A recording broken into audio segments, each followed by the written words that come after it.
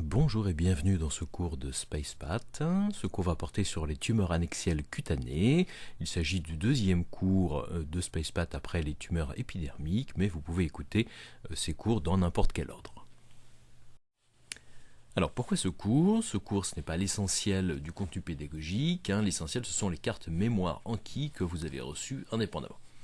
L'objectif de ce cours, c'est simplement d'introduire les connaissances concernant ce sujet pour vous permettre ensuite d'utiliser les cartes mémoire pour mémoriser ces concepts. Si vous avez un bon niveau sur cette thématique, vous pouvez déjà commencer à utiliser les cartes dès maintenant et vous référer au cours si besoin. On vous conseille quand même, pour le module sur la tumeur annexielle, de visualiser au moins une fois entièrement le contenu. Alors qu'est-ce qu'on peut attendre et qu'est-ce qui va être traité dans ce cours?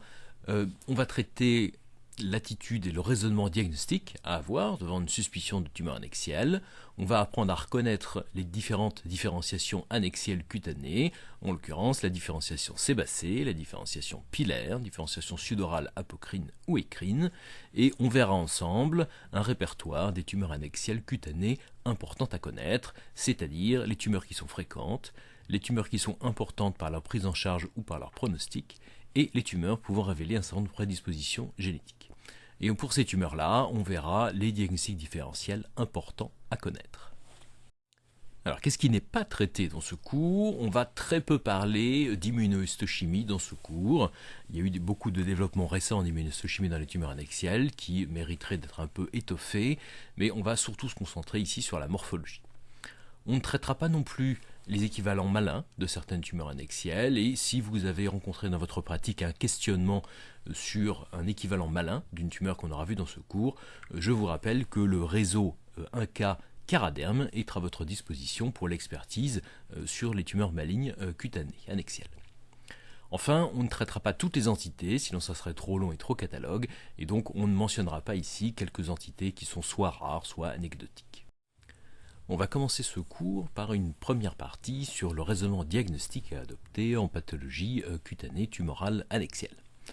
Alors c'est une thématique qui fait souvent peur aux pathologistes qui débutent et qui les effraie souvent car il y a de nombreuses entités, il y a plusieurs types de différenciation qui sont parfois associés ou parfois isolés, et que ce sont en général des tumeurs rares dans lesquelles il est difficile d'acquérir une expérience et de voir suffisamment de cas, et que la formation n'est pas toujours très accessible.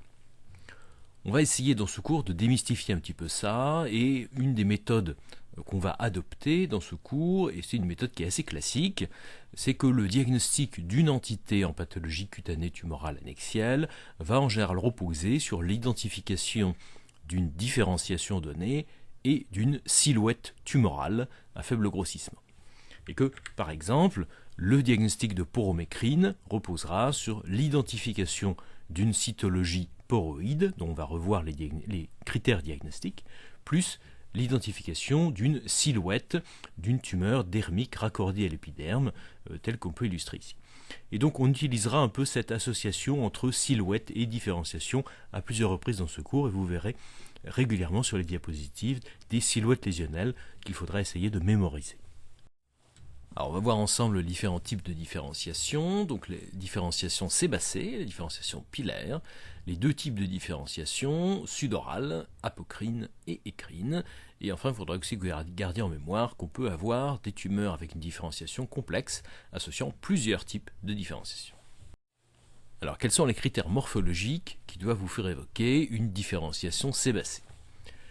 Les tumeurs sébacées associe en général une proportion variable entre des sébocytes matures à gauche et des sébocytes immatures à droite. Le sébocyte mature est caractérisé par de multiples vacuoles cytoplasmiques arrondis qui vont souvent encocher le noyau qui est en position centrale. C'est quelque chose qui est différent du cytoplasme optiquement vide, homogène, un peu végétal qu'on observe dans d'autres tumeurs, par exemple dans le trichilemmome. Dans les sébocytes immatures, cette fois-ci, une des caractéristiques qui est le plus frappante est la présence d'un cytoplasme qui est un petit peu amphophile, un peu violet, une association entre un peu de basophile et un peu d'éosinophiles, et parfois ça tirera un petit peu plus vers le basophile. on va parfois observer quelques vacuolisations cytoplasmiques beaucoup plus discrètes, qui sont une différenciation sébacée qui est encore inaboutie.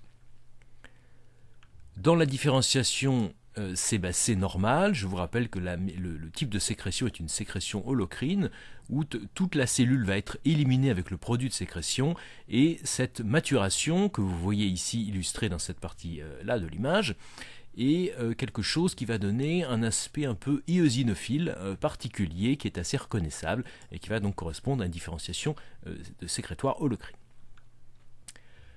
Enfin, quatrième élément pour la différenciation sébacée, c'est une différenciation excréto-sébacée, qui est la différenciation qu'on voit au niveau du canal excréto-sébacé. Cette différenciation va se reconnaître par un aspect assez particulier qui est la présence d'une cuticule éosinophile crénelée, qui est un aspect un peu festonné en relief, qui est extrêmement reconnaissable et particulier, et qui est tout à fait identifiable au premier coup d'œil. Une petite aide à faible grossissement, une tumeur sébacée, et qu'elle va souvent associer ces zones de sébocytes immatures en périphérie, des zones de sébocytes matures, les jouxtants, et des zones de sécrétion holocrine éosinophile. Et que donc ce gradient va créer finalement un aspect qui ressemble un petit peu au drapeau français. Et donc on va pouvoir dire que c'est des tumeurs qui sont un peu bleu, blanc, rouge, à faible grossissement. On les reconnaît souvent rien qu'en mettant la lame sous le microscope. Alors on va passer à la différenciation pilaire. Dans la différenciation pilaire, il y a un petit peu plus d'éléments différents à apprécier pour la reconnaître. Un des éléments qui est peut-être le plus facile, c'est la présence de tiges pilaires. Alors, ces tiges pilaires peuvent être de plusieurs natures. Ça peut être des tiges pilaires matures de grande taille, ou ça peut être des tiges pilaires miniaturisées avec des tout petits tiges de type duvet, comme ce qui est illustré sur la figure ici au milieu. En général, ça ne va concerner que des tumeurs bénignes. Une autre caractéristique commune au groupe des tumeurs pilaires qu'on va retrouver dans plusieurs tumeurs est la présence de ce qu'on appelle un stroma pilaire, ce qui va recouvrir la présence en fait d'une condensation fibreuse et cellulaire autour des amas épithéliaux des tumeurs pilaires. Cette condensation reproduit en fait un phénomène qu'on observe de manière naturelle au niveau du bulbe pilaire, où il y a aussi un mésenchyme pilaire particulier qui se condense au niveau de la papille. Alors dans la différenciation pilaire, finalement le poil c'est comme un organe à part entière, et c'est un organe qui est très complexe et qui va avoir plusieurs niveaux de différenciation en fonction des compartiments anatomiques particuliers qui fabriquent cette tige pilaire. Donc on va avoir plusieurs aspects morphologiques possibles selon la différenciation et le compartiment qui est récapitulé par la tumeur. Ici vous en avez deux exemples. La différenciation trichélémale, en haut à droite, qui est une différenciation qui va récapituler la gaine folliculaire externe du poil, une gaine que vous pouvez observer ici, sur la figure. Cette différenciation trichélémale va être caractérisée par des cellules claires, avec un cytoplasme optiquement vide, qui est riche en glycogène, qui serait PS positif, si on avait la curiosité d'en faire un, et qui est également associé à une organisation qui est palissadique en périphérie, et souvent avec une membrane basale épaisse, hyaline.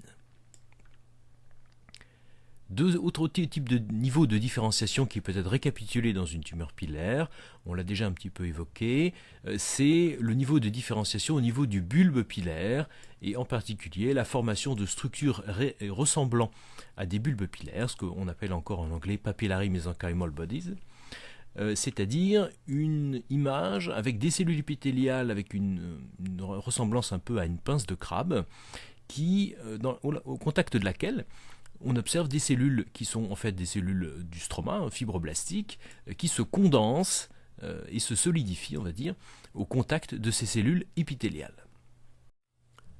Alors quels sont les autres types de différenciation dans les tumeurs pilaires et quel niveau anatomique elle récapitule? On peut aussi avoir une différenciation un peu basaloïde immature, qu'on va observer d'ailleurs aussi dans le carcinome basoculaire. Le carcinome basoculaire est une tumeur qui a probablement une différenciation plutôt pilaire en fait.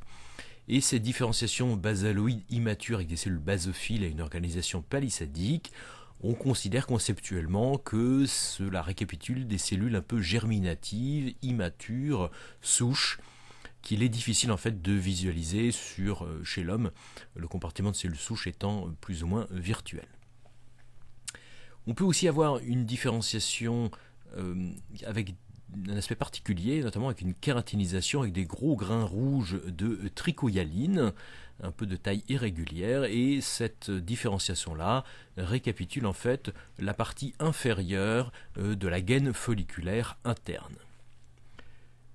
La kératinisation trichélémale, donc cette différenciation trichélémale, récapitule quant à elle la partie supérieure de la gaine folliculaire interne, et elle est caractérisée par trois choses: des cellules plutôt éosinophiles, sans couche granuleuse, des cellules transitionnelles qui deviennent un peu ballonisées, un peu claires, et une kératinisation abrupte, donnant naissance à une kératine éosinophile et homogène. Quatrième type de différenciation, c'est la kératinisation matricielle.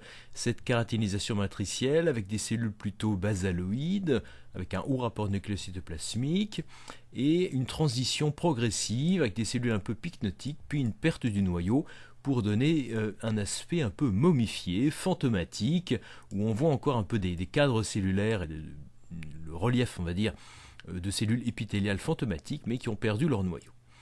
Et donc cet aspect de transition vers un aspect fantomatique, c'est ça qui définit la kératinisation matricielle, ce qui est un processus normal qui va en fait se dérouler de la matrice. La matrice, c'est la partie inférieure, là ici du pal, ici aussi, qui là va être pigmentée par des mélanocytes, et c'est un processus normal qui s'étale et qui va donner naissance à la tige pilaire, qui par définition, la tige pilaire n'a plus de cellules viables nucléées en son sein.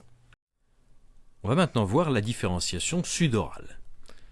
Certains des aspects morphologiques que l'on peut observer sont généraux et seront présents dans presque toutes les tumeurs sudorales, notamment la formation de glandes ou de tubes, avec souvent des glandes qui seront de morphologie arrondie. Dans ces glandes, on peut observer la présence d'un matériel de sécrétion éosinophile, un peu grumeleux, qu'on rattache à une sécrétion protéique, et qu'il va falloir essayer de différencier de simples débris nécrotiques de cellules épithéliales qui ont desquamé. On observe aussi assez fréquemment dans certains groupes de tumeurs une différenciation excréto-sudorale qui va se traduire par la présence de lumière qui souvent encoche et refoule le noyau en périphérie. Elles vont également présenter une cuticule éosinophile en bordure de ces lumières. Enfin, dans certaines tumeurs, on observera une différenciation apocrine, caractérisée par une sécrétion par décapitation, avec présence de petites projections au niveau du pôle apical luminal qui s'éliminent dans la lumière. Deux éléments importants sur lesquels les étudiants butent souvent. Premièrement, la cellule d'origine de chaque tumeur. Je ne vous conseille pas d'essayer de retenir quelle est la cellule d'origine, ça n'a absolument aucun intérêt. Même chose, l'origine écrine ou apocrine n'a pas d'intérêt pour le diagnostic. Savoir qu'un spiradénome est dérivé de telle ou telle cellule ou que cette cellule est écrine ou apocrine n'a aucun intérêt. Ne vous embêtez pas à retenir cela, retenez seulement les éléments morphologiques, silhouette et différenciation à reconnaître. Toujours dans la différenciation sudorale, à côté des aspects généraux qu'on a vus précédemment, il y a aussi des aspects spécifiques qui sont propres à une ou un petit groupe d'entités. Et on va en voir quelques exemples ici, on les reverra ensuite en voyant chaque entité. Par exemple, donc, la présence d'une double cytologie avec une association entre des cellules qui sont luminal-like, on va dire, avec un cytoplasme éosinophile un petit peu plus abondant au centre des amas, et la présence en périphérie de cellules qui sont plus basophiles, avec moins de cytoplasme, un noyau un petit peu plus condensé, qui sont basal-like ou un peu myopithélial-like. Voilà, cette double cytologie est assez caractéristique d'un certain groupe de tumeurs. La présence d'un stroma hyalin associé à la tumeur, avec un aspect homogène de ce stroma, vraiment hyalinisé, est une caractéristique qu'on va aussi observer dans certaines tumeurs sudorales. La présence de mucosécrétion avec des cellules mucosécrétantes qui vont être bleu alcien positif, si on a la curiosité de le faire, va être quelque chose qui va être essentiellement observé dans un groupe de tumeurs, la famille de l'hydradénome nodulaire, et la cytologie porale, qu'on va aussi observer dans le groupe des tumeurs porales, va être caractérisée par une cytologie un peu particulière qui récapitule la portion excrétrice intraépidermique du canal sudoral et va être caractérisée par des cellules qui sont de petite taille, polygonales, avec normalement des desmosomes qui sont visibles à fort grossissement et qui vont avoir un aspect un petit peu monomorphe.